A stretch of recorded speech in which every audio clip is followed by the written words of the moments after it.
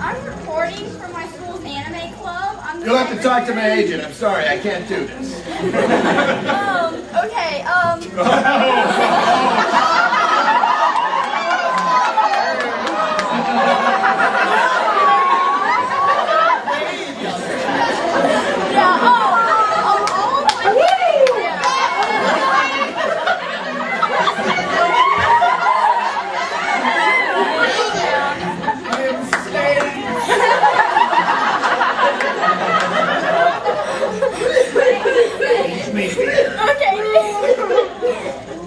Okay, Oh, don't speak to me. I'm on strike until Scott accepts. It won't work. Okay, yeah, all of my friends are like in love with Roy Mustang. And Oh, I am too. He's so sexy. yeah, you're 12, he's too old for you. And she's like, I'm gonna like him if I wanna like him, and that's all there is to that. Deal with it. And I'm like, Is that how she sounds? yeah. Is that like your impression? Yeah. She's gonna see this now? She hits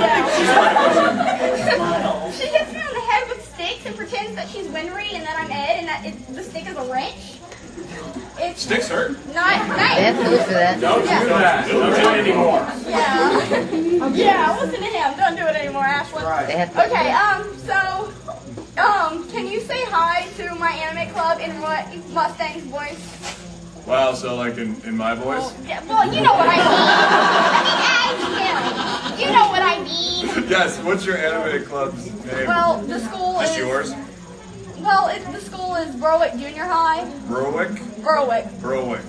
B-E-R-W-I-C-K. Hello, Berwick Junior High Anime Club. This is Roy Mustang, and I think you're dead sexy in a miniskirt.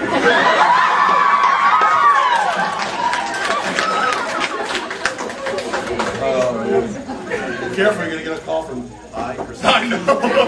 Daylight in ABC.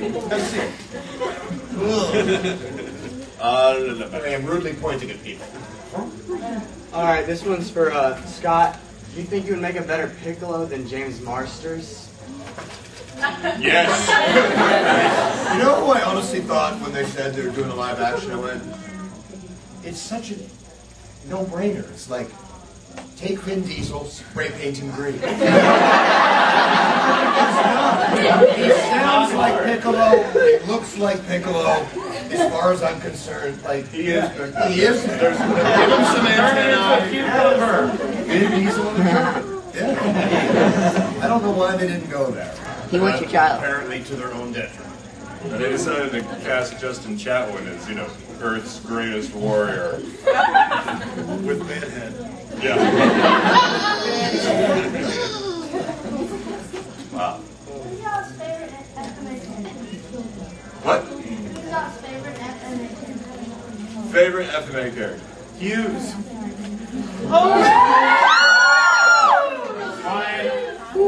Mine too. Here's mine. Which one's Full Metal Alchemist? That's the one with the people with the really big eyes, It's right? the big robots with the ponytail.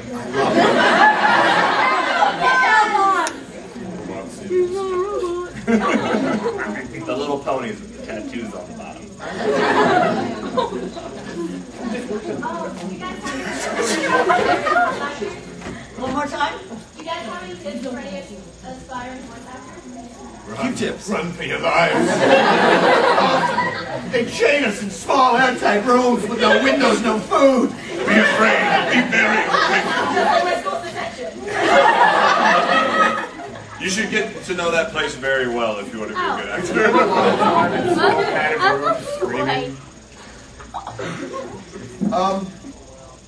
In all honesty, there's an important aspect of voice acting that, I don't know, a lot of times I will meet people that go, wow, you know, when I do all these voices, and I listen and I go, wow, you do a lot of voices. Can you act? I can In the two parts of that thing, I think, you know, it is far better to have one character, one voice that you can do.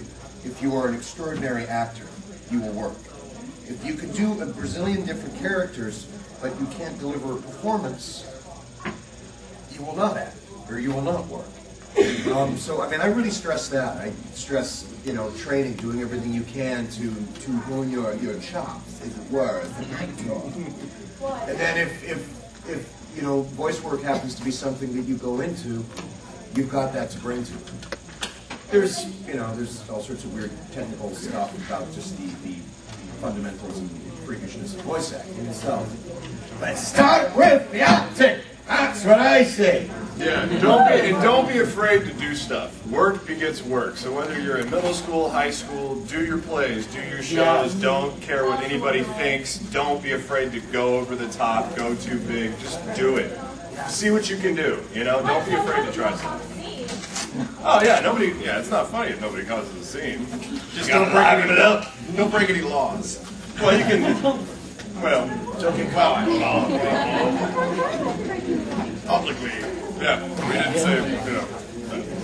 I have a question for Kyle. Oh. Just a question, because you're from Louisiana. Do you miss it? I do. Yeah. I do. I was born in Lake Charles, but my parents, after 3 months, said, you know, we have a baby. We should go where there's actual jobs. You know, at the time, I don't know if things have changed, but at the time, the unemployment in the state of Louisiana was bad. Good. You have a Now it's local good. governor. Yeah, now you got like casino boats everywhere and everything. It's like life is good. Okay, but back then in 1969, yeah, so my folks decided to move to Dallas. So I was basically a Dallasite all my life until 3.5 years ago. And now I'm in LA. I'm in Burbank. So it's me. Do you miss Dallas? Do you miss Texas? I miss parts of Texas. But there are parts of Texas that I love. There are parts of LA that I love. Yeah. In a car he already. What? What? How did he Susan here? If y'all play any character at anything, what would y'all choose? You got one? I do. There's one character that I absolutely love. And beyond part of my plans to take over the world. Great. Grace LaMarche, good Canadian kid. I love that. Yeah. That's the one, you know, it's like everything else, it's like, yeah, I'd like to play everything in the world because frankly I'm a greedy bastard and I like to get paid. But that one I just thought that, I love that I wouldn't show. mind being Selma and Thelma on The Simpsons. Yeah. And a little Marge. Get you phone. I'd like to be Lisa Simpson. It's my holy grail to get to do cartoon voices. Now, right now, I've only done video games and anime. But if I can get on like a Marvel show, like Travis here, or if I get on, you know, the Simpsons, Family Guy, something that pop culture is just like crazy about, like the next SpongeBob or whatever. Yeah. That would be awesome. I just want to have a legacy, because my big hero in voice acting, to get to a previous question, what voice actor do I idolize, is no longer alive, Mel Blanc. Awesome. But I consider Scott to be the Canadian Mel Blanc. I use him as an example when I'm teaching all the time as the definitive voice actor because he never, ever created just a voice. He always created characters, even though my therapist tells me that rabbits don't really talk. Don't you listen? And you know, and without the soul that he imbued them with, you know, because he would take anything and make it so real. You know, 75 years later, the reason that those characters are still around is because of what he created for them. You know, with all due respect to some of the people who are doing his voices now, and I'm one of them, you know, the soul is gone, baby. What do you do? I was far more like one making music. I was getting back to, I was like, I've had a chance to play some of the things that I've always wanted to play. Just because, you know, being Wolverine, cool before he even starts.